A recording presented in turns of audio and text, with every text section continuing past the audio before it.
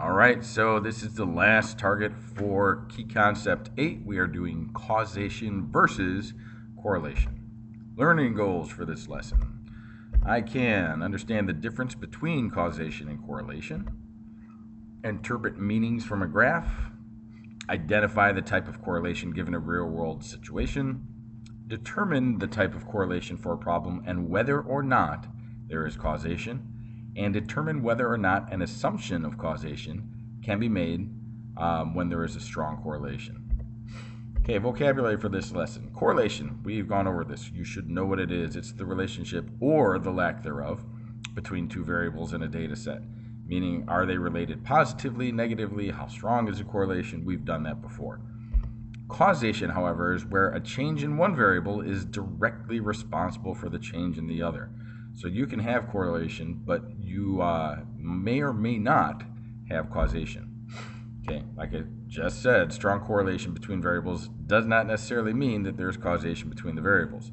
So, an example of a good example of correlation is height and weight. So as height increases, weight increases. Weight would be directly influenced by your height. I mean, yes, there's other factors, but generally speaking, the taller you are, the more you weigh. Okay, let's take a look at the first example. So we would want to use the following situation to answer the questions. We've got trunk diameter, okay, and tree height. And we've got our scatter plot here, we've got our data table. So as looking at this graph, as the diameter of the tree, and this is always going to be increases. So you're always going to write increases there because our x value is always increasing. The height of the tree, this is where it can change, tends to increase because we have a positive slope. So positive slope, increase. Negative slope, decrease. Okay, so it's not always going to be increases, increases. It could be increases, decrease. Second example, Ethan is 10 years old. What relationship would you expect between his age and his height? Okay, here we have positive correlation, negative, reciprocal, or no correlation. Now, right off the bat, we've never covered this, so you probably don't know what it is, so don't choose it. This isn't an option. Positive correlation, as he gets older, will he get taller?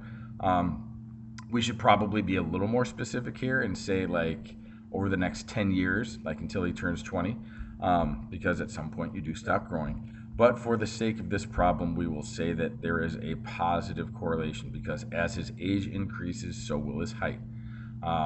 It's not like as he gets older that he'll start shrinking. That doesn't happen until much later, and there actually is a correlation because he's only 10.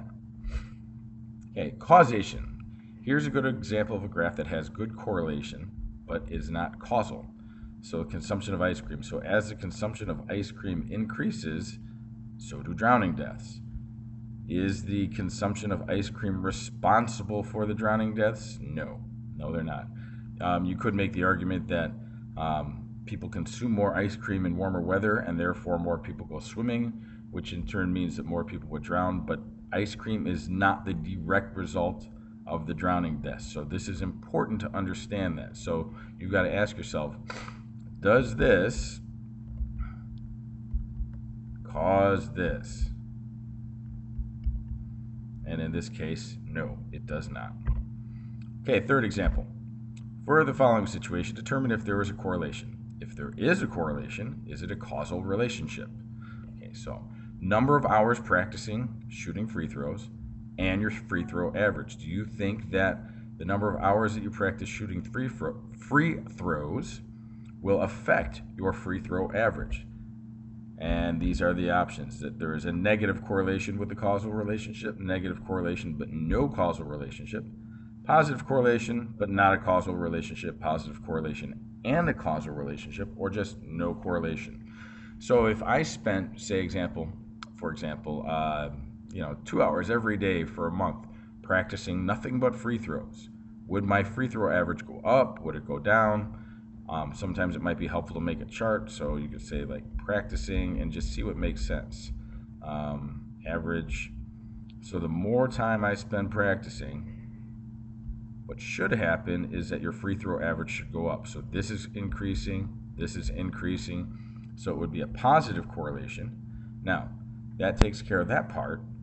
Do the hours practicing increase your average? And I would say yes, that there is a positive correlation with a causal relationship. Make sure that you understand the difference between positive and negative here. And if you're not sure, this would be a good question to ask when you see me in class. Like, give me an example of a negative correlation. So let's take a look at the fourth example. Someone says there is a strong positive correlation between the number of policemen at a crime scene and the severity of the crime. So we shouldn't send too many policemen to a crime scene because the crimes will be more severe. Do you agree with the reasoning of this statement? Explain why or why not.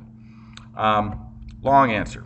A strong correlation exists between the two variables, but that does not imply that one causes the other. A lot of policemen at a crime scene may mean that the situation is very serious and that more policemen are needed. The severity of the crime depends on the perpetrator of the crime, not the number of police officers who show up. So that's just, you have to answer the question that way? No. But it's important to understand why there is correlation, but there is not causation. So short answer, correlation does not imply causation. There are other factors that determine the number of policemen at a crime scene. Okay, makes sense, right? I mean, we wouldn't say, oh, well, we can't send too many officers, otherwise there may be a murder. No, it's the other way around. All right, last example. For the following situation, decide whether or not there is a correlation. Examine the factors and decide if there is enough evidence to state that there is causation as well. And we are talking about the age of an iPhone and its resale price. Do you think there is correlation? So again, if I was to make just a quick chart, so age of the iPhone and the price. So you buy the iPhone. Let's just put that initial point right there. Let's say that's $400 or whatever it is. What happens to the price of that phone over time? And that actually goes down. New iPhones come out. It's a used phone now. So is there correlation? I would say yes. Now, causation. Does the age of the iPhone cause the drop in price? Again, I would say yes, and my explanation would be a negative correlation exists, so we want to make sure that we say what kind of correlation it is. This one is negative because it's going down from left to right.